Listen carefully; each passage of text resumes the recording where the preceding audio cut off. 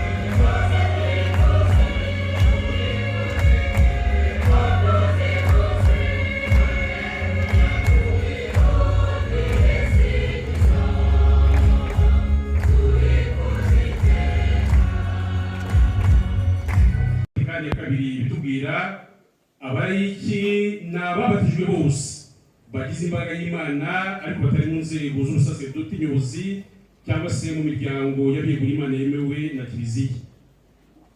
Amasomo matagatifu ya liturujia tumaze gutega amatwi aragaruka ku ngingo imwe y'ingenzi idufasha kuzirikana ku muhamagaro n'ubutumwa bw'umurayiki muri Kiliziya no muri sosiyete y'ibihe byose. Iyo ngingo ngira ngo tunazirikaneho ni ukuba abahamya bo kwemera kwa Kiliziya bushingiye kuri Kristo wapfuye akazuka, we soko y'urukundo, amizero, ubuvandimwe n'amahoro. Mu isomo rya mbere ryavuye mu gitabo cya kabiri cy'abamartiri ba Isiraheli, igitabo cy'Abamakabe, twumvise uburyo abavandimwe barindwi na nyina ubabyara bahawe kwemera kwabo kubera ko banze gukora ibinyuranyije n'amategeko ajyanye no kwemera kwabo. Mu isomo rya kabiri ryavuye mu ibaruwa ya mbere ya Petero intumwa, twumvise Petero intumwa adushishikariza guhora twiteguye gusobanura no guhamya mu maso y'isi iby'ukwemera n'amizero yacu nk'abakristo. Mu isomo ry'ivanjiri yanditswe na Yohani, twumvise Yezu ateguza abigishwa be ko mu buzima bwabo bagomba kwitegura kumubera abahamya badatewe ubwoba n'ibitotezo bashobora guhura nabyo babaziza ukwemera kwabo.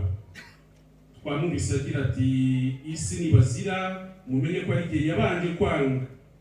Yakomeje agira ati ariko kuko mutarabisi kandi nkaba narabatoye bakura mu isi, nicyo isi izabaziza. Bakristo bavandimwe barayiki, turi guhimbaza yubile impurirane mu bihe bitoroshye by'amateka y'isi na Kiliziya yacu. Turi mu bihe by'impinduka mu myumvire, imibereho n'imikorere y'abantu igenda igaragaza guhakana, kurwanya no gutera umugongo Imana n'ibyayo. Turi mu bihe mwene muntu yigira igipimo n'icyerekezo cya byose.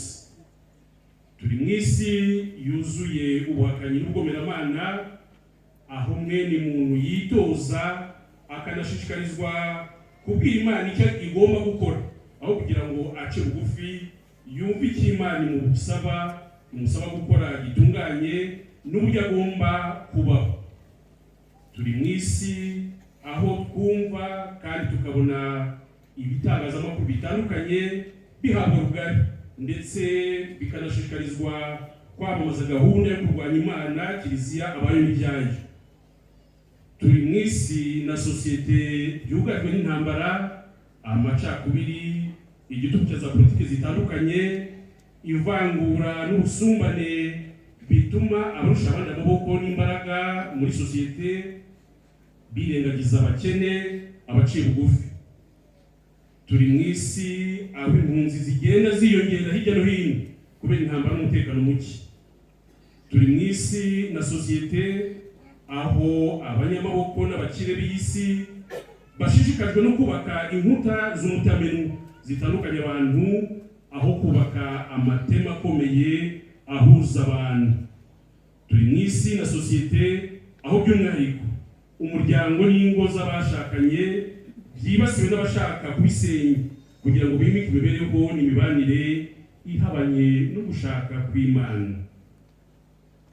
Bakristo bavandimwe barayiki, duhimbariza y'uyu munsi. Ni muri iyi si na sosiyete ya none, ni muri iki gihe duhimbaza yubile y'impurirane Yezu atubwira uyu munsi aya magambo twumvise mu ivanjiri ya Yohani tumaze kumva, agira ati namwe rero muzambera abagabo kuko twabanye mu ntangiriro. Ni muri iyi si yuzuye ubuhakanyi n'ubwomeramana bwambaye amasura atandukanye, Mutagatifu Petero atubwira kuri uyu munsi wa yubile y'abarayiki ati nimuhore mwiteguye guha igisubizo umuntu wese uzagira icyo ababaza ku byerekeye ukwemera no kwizera kwanyu. Ibi Yezu arabikubwira wowe mugabo n'umugore mwashakanye, ibi arabikubwira wowe murezi w'umukristo, ibi Yezu arabikubwira wowe mukateshiste, wowe muyobozi mu nzego za Kiliziya, wowe muyobozi w'umuryango wa Gisiyo Gatolika, n'andi matsinda atandukanye. Ibi Yezu arabikubwira we mukristo murayiki mu nzego z'imirimo itandukanye urimo. Bakristo barayiki, ibibazo by'ubugomeramana n'ibigeragezo Kiliziya umuryango w'Imana ihanganye nabyo muri ibi bihe bisaba abakristo abarayiki bashinze imizi mu kwemera, biteguye kuba abahamya bo kwemera kwabo, biteguye kurwanira ishyaka Kiliziya yabo.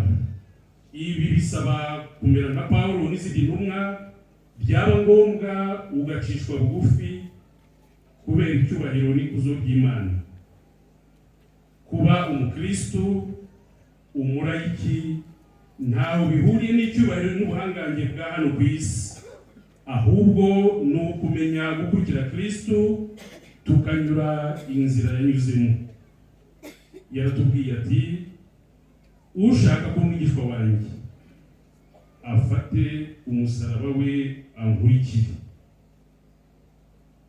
Bakristo barayiki, iyo uri imyaka 125 tumaze twakira ivanjiri turimo guhimbaza, itubera umwanya wo kureba imbuto iyo vanjiri yeze mu mutima, mu mibereho yacu bwite no mu mibanire yacu n'Imana ndetse mu mibanire yacu na bagenzi bacu. Tuzirikane ko ubukristo nyabwo atari ku izina gusa, ahubwo ubukristo nyabwo bwubakiye ku buhamya tugomba gutanga mu mibereho yacu ya buri munsi, cyane cyane duharanira kubaho tuyobowe n'indangagaciro n'imigenzo mbonezamana yubakiye ku rukundo, ubuvandimwe n'amahoro. Muri iki gihe ivanjiri duhamagarira kuba abahamya b'ukuri kwayo no kubaho tumurikiwe nayo. Muri iki gihe ivanjiri duhamagarira kuba abahamya b'ukuri kwayo no kubaho tumurikiwe nayo, ntituzatungwe ko hari abatazatumva neza ndetse wenda bakananiega ndetse no kurwanya bitabuze. Muri iyi si yuzuyemo kurwanya Imana n'ibyayo, ntimuzabura abazabasuzugura ndetse bakabacisha bugufi ku buryo butandukanye, babaziza ukwemera kwanyu kubera ko mutagenza nk'ab'isi. Abakristo ntabwo muri ab'isi. Ibyo ntibizabatera ubwoba cyangwa ngo bibace intege, kuko Yesu dukurikiye nawe niko isi yamugenjeje. Twabyutse mu Ivanjiri yeza tubwira ati nta mugaragu uruta shebuja. Yongeyeho ati isi nibazira mumenye ko ari igihe yabanje kwanga. Niba ngombwa ko hari ukuvuma akuziza ko umukristo utagenza nk'ab'isi, udafatwa n'iby'isi, wowe uzamusabe umugisha. Nihajya kwigabiza akagukubita urushyi ku itama ry'iburyo, uzamuhe n'itama ry'ibumoso, kuko itegeko ry'Imana ritubuza kwihorera, ahubwo riturarikira gushyira ineza ahari nabi, ahari nabi n'urwango tukashyira urukundo. Nihagira ukwanga akuziza ko umukristo, wowe uzamukunde ndetse umubwire uti mu izina rya Yezu, uko urushaho kunyanga no kunoteza niwo urushaho kugukunda no kugusabira. Ngiri ijoro ivanjiri tumaze imyaka 25 twakiriye. Ivanjiri twigisha kumenya no kubana n'Imana, maze n'Imana nayo ikatwigisha uko tugomba kubaho no kubana n'abandi bose, tubabonamo abavandimwe, tubabonamo abana b'Imana. Mu gihe umubyeyi Bikira Mariya na Jambo yadusuraga Kibeho, nyuma yo kutuburira ku isi irimo kuberamo ibibi byinshi, yadushishikarije gusenga kugira ngo duhinduke, kandi n'isengesho ryacu rifashe guhinduka abigaruriwe na sekibi badashaka cyangwa batifuza gusenga kugira ngo bagarukire Imana. Bakristo bavandimwe barayiki, iyo uri impurirane duhimbaza nitubere umwanya wo kurushaho kumva neza ubuzima n'ubutumwa muri Kiliziya no muri sosiyete ya none bigomba kubakirwa ubuhamya bwabo turiho, abakristo, abakristo. Urugendo rw'ubuhamya bw'ukwemera kwacu tuzagenda tumurikwe kandi duherekejwe n'isengesho ryo ntwaro y'abemera barayiki ba Kristo. Natwe twese dusenge nk'uko umubyeyi Bikira Mariya yabidusabye kugira ngo isi ibashe kugarukira Imana no guhinduka. Dusenge butaretse tutarambirwa. Barayiki bavandimwe, isengesho nyaryo rizadufasha kuba mu isi ariko tutarabizi. Nguko ubuhamya twese ababatijwe abarayiki bahamagarirwa gutanga kugira ngo tube koko umunyu n'urumuri rw'isi. Mwese mugire ibihe byiza. Murakoze.